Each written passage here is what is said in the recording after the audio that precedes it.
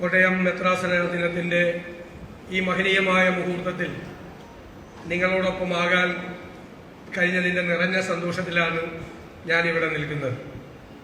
ഇന്ന് എന്നെ സംബന്ധിച്ചിടത്തോളം വളരെ പ്രത്യേകതയാർന്ന ഒരു ദിവസം കൂടി. മലങ്കര ഓർത്തഡോക്സ് സുറിയാനി സഭയുടെ 3 പള്ളികളിലാണ് ഇന്ന് എനിക്ക് പരിപാടിയുള്ളത്. അപൂർവമായി മാത്രം ഒരാൾക്ക് ലഭിക്കുന്ന കാര്യമാണ്. രാവിലെ കൊച്ചി ഭദ്രാസനത്തിന് കീഴിലുള്ള എൻ്റെ നിയോജക മണ്ഡലത്തിൻ്റെ അപ്പുറത്ത് വൈപ്പിനിലുള്ള അയ്യമ്പള്ളിയിൽ അവിടെ പള്ളിയിൽ പണിത ഒരു പുതിയ മനോഹരമായ ഓഡിറ്റോറിയത്തിൻ്റെ ഉദ്ഘാടനം ചെയ്യാൻ ഏൽപ്പിച്ചത് എന്നെയായിരുന്നു. രാവിലെ അത് കഴിഞ്ഞാണ് ഞാൻ 2ാമത്തെ പരിപാടി ഇവിടേക്ക് വന്നത്.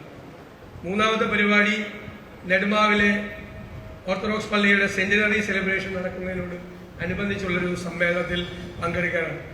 ഈ 3 പരിപാടിയിൽ പങ്കെടുക്കുന്നതിൻ്റെ ഗമയിലാണ് സത്യത്തിൽ ഞാനിവിടെ നിൽക്കുന്നത്. ഇവിടെ കഴിഞ്ഞ 148 വർഷങ്ങൾ കഴിഞ്ഞു പോവുകയാണ്. ഈ 148 വർഷങ്ങൾക്കിടയിൽ ഈ നാട്ടിൽ ജനങ്ങൾക്കിടയിൽ, നാട്ടുകാർക്കിടയിൽ, വിശ്വാസികൾക്ക് സാംസ്കാരികവും ആത്മീയവുമായ ഇടപെടൽ നടത്തുകയായിരുന്നു ഈ മെത്രാസനം യഥാർത്ഥത്തിൽ ചെയ്തത്.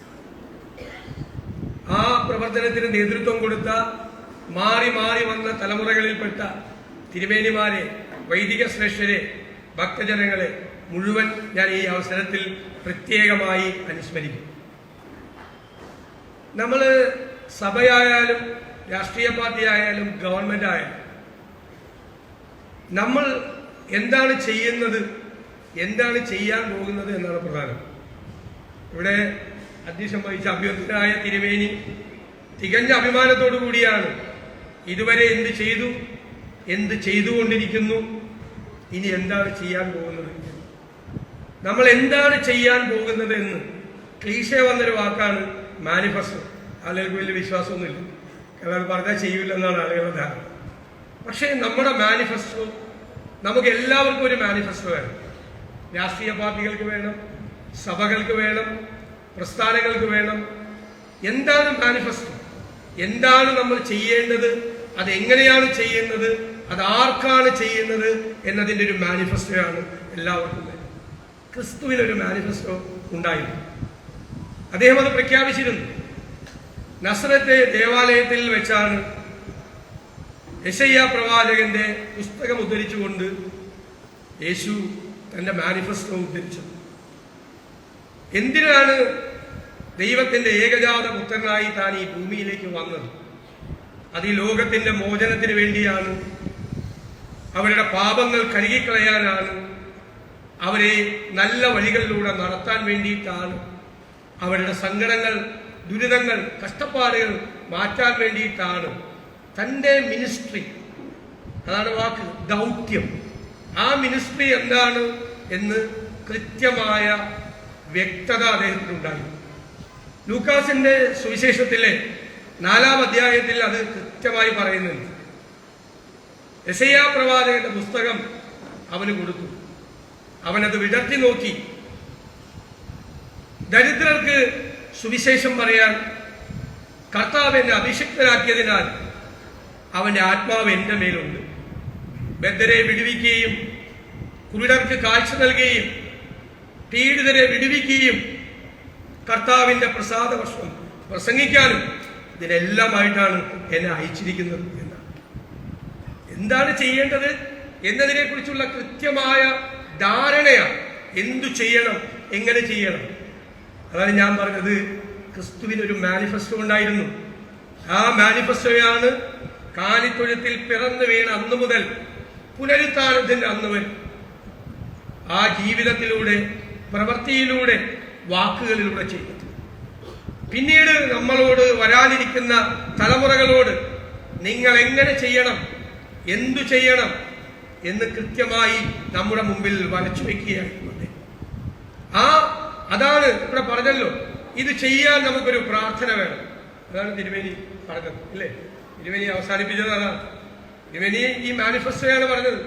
ഇതുവരെ എന്ത് ചെയ്തുവെന്നും ഇനി എന്ത് ചെയ്യാൻ പോകുന്നു എന്നാണ് പറഞ്ഞത്. അതുപോലെ തന്നെ അത് നടപ്പാകാനുള്ള ഒരു പ്രാർത്ഥന വേണം. ഞാൻ ഇന്നലെ സംസാരിച്ചപ്പോൾ പറഞ്ഞു, പ്രാർത്ഥന എന്ന് പറയുന്നത് പലർക്കും നമ്മുടെ സ്വന്തം കാര്യം സാധിച്ചെടുക്കാനുള്ള ഒരു ഏർപ്പാടായിട്ടാണ് പലരും കരുതിയിരിക്കുന്നത്. മറിച്ച് ദൈവഹിതം ഏറ്റവും ശക്തമായി നടപ്പാക്കാൻ എനിക്ക് ശക്തി നൽകണമേ എന്നാണ് പ്രാർത്ഥന. ദൈവവും മനുഷ്യനും തമ്മിലുള്ള നിരന്തരമായ സംഭാഷണമാണ് പ്രാർത്ഥന. നമ്മുടെ കൂടെ ഉണ്ടല്ലോ, പിന്നെന്താ പ്രശ്നം? അകലെയൊന്നും അല്ലല്ലോ, നമ്മുടെ കൂടെയുണ്ട്, നമ്മുടെ ചുറ്റിലുമുണ്ട്, നമ്മുടെ പ്രവൃത്തികളിൽ എല്ലായിടത്തുമുണ്ട്, നമ്മുടെ വലതുഭാഗത്തുണ്ട്.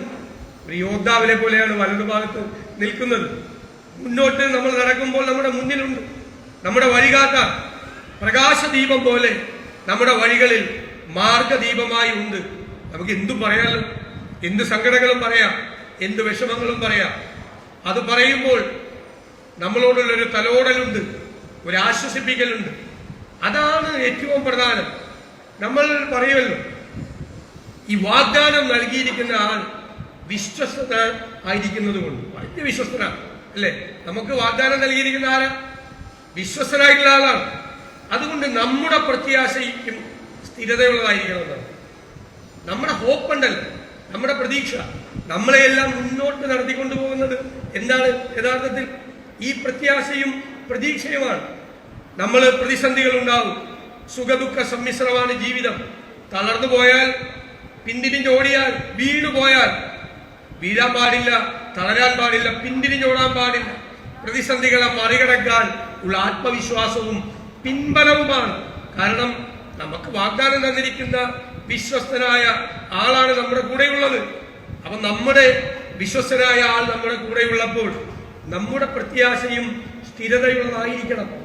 ആർക്ക് വേണ്ടിയിട്ടാണ് നമ്മൾ പ്രവർത്തിക്കേണ്ടത്? ഞാനൊരു പൊതുപ്രവർത്തകൻ എന്നുള്ള നിലയിൽ ഞാൻ നേരത്തെ പറഞ്ഞതുപോലെ ദൈവഹിതം നന്നായി നടപ്പാക്കാൻ വേണ്ടി എനിക്ക് ശക്തി തരണമേ എന്നാണ് ഞാൻ പ്രാർത്ഥിക്കുന്നത്. ആരാണ് സങ്കടപ്പെടുന്നത്? ആരാണ് വിഷമിക്കുന്നത്?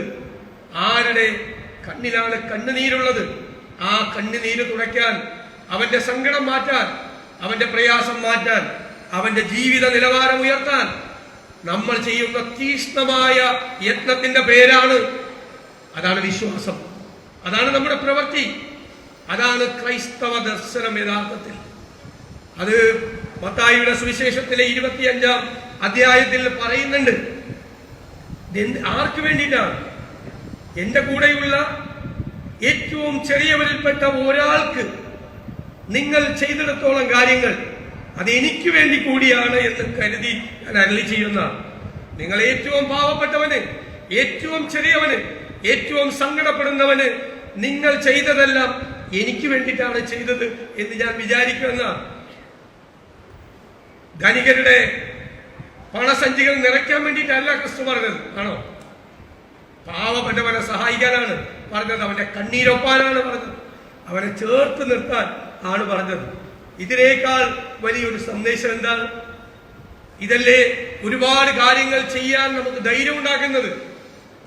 നമ്മുടെ ആ വിശ്വാസവും അത് നൽകുന്ന പിൻബലവുമാണ് നമുക്ക് കരുത്തു പകരുന്നത്. ഇവിടെ മെത്രാസനത്തിന്റെ ദീർഘമായ പരിപാടികൾ പറഞ്ഞു, പരിമിതമായ സാമ്പത്തിക പ്രയാസത്തിൽ നിന്നുകൊണ്ടാണെങ്കിലും എല്ലാ വിഭാഗം സങ്കടപ്പെടുന്നവരെയും സഹായിക്കാൻ വേണ്ടിയിട്ടുള്ള പദ്ധതികൾ പ്രഖ്യാപിക്കുമ്പോൾ അക്ഷരാർത്ഥത്തിൽ ഈ മെത്രാസനം ചെയ്യുന്നത് മത്തായിയുടെ സുവിശേഷത്തിൽ പറഞ്ഞതുപോലെ എന്റെ കൂട്ടത്തിലെ ഏറ്റവും ചെറിയവരെ ആണ് നിങ്ങൾ സഹായിക്കുന്നത്, അതിലൂടെ ആ വലിയവരെയാണ് നിങ്ങൾ സഹായിക്കുന്നത് എന്ന വാക്കുകൾ നിങ്ങൾ അക്ഷരാർത്ഥത്തിൽ പ്രാവർത്തികമാക്കുകയാണ് എന്ന് മാത്രം ഞാൻ വിനയപൂർവ്വം സൂചിപ്പിക്കുന്നു. ഈ മെത്രാസന ദിനത്തിൽ നിങ്ങളോടൊപ്പം വന്ന് ഈ ഒരു പ്രധാനപ്പെട്ട മുഹൂർത്തത്തിൽ നിങ്ങളോടൊപ്പം ആയിരിക്കാൻ കഴിഞ്ഞതിന്റെ അഭിമാനത്തോടു കൂടിയാണ് ഞാൻ ഇവിടെ നിന്ന് പോകുന്നത്. ഒരു വാക്ക് എന്നോട് ചോദിച്ചു, നീതിയുടെ കൂടെ നിൽക്കുമോ? ഞാൻ ഇത്രയും പറഞ്ഞതിൽ അതിലെല്ലാം അടങ്ങിയിട്ടുണ്ട്. നീതിയുടെ കൂടെ അല്ലാതെ വിശ്വാസിയായ ഒരാൾക്ക് എവിടെ നിൽക്കാൻ പറ്റും? താൽക്കാലിക ലാഭങ്ങൾക്ക് വേണ്ടി അല്ലെങ്കിൽ സ്ഥാനമാനങ്ങൾക്ക് വേണ്ടി നീതിയുടെ വഴി ഒരിക്കലും ഉപേക്ഷിക്കില്ല. ആ നീതിയുടെ വഴിയെ നടന്ന ഒരാൾ ഉറങ്ങുന്ന മണ്ണിൽ നിന്നുകൊണ്ടാണ് ഞാൻ ഈ പറഞ്ഞത്. ക്രിസ്തുവിന്റെ ദർശനം സ്വന്തം ജീവിതത്തിലൂടെ യാഥാർത്ഥ്യമാക്കിയ, പാവപ്പെട്ടവന്റെ കണ്ണീരൊപ്പിയ, അവന്റെ ജീവിത നിലവാരം ഉയർത്താൻ കഠിനാധ്വാനം ചെയ്ത, ജീവിതം മുഴുവൻ സമർപ്പിച്ച ഒരു വലിയ മനുഷ്യൻ ഈ വിശുദ്ധമായ മണ്ണിൽ ഉറങ്ങുന്നു. ശ്രീ ഉമ്മൻചാണ്ടിയെ ഞാൻ ഈ അവസരത്തിൽ ദീപ്തമായ സ്മരണകളോടെ അനുസ്മരിച്ചുകൊണ്ട് ഈ മെത്രാസന ദിനം നിങ്ങളുടെ എല്ലാവരുടെയും അനുവാദത്തോടെ ഉദ്ഘാടനം ചെയ്തതായി അറിയിക്കുന്നു. നന്ദി.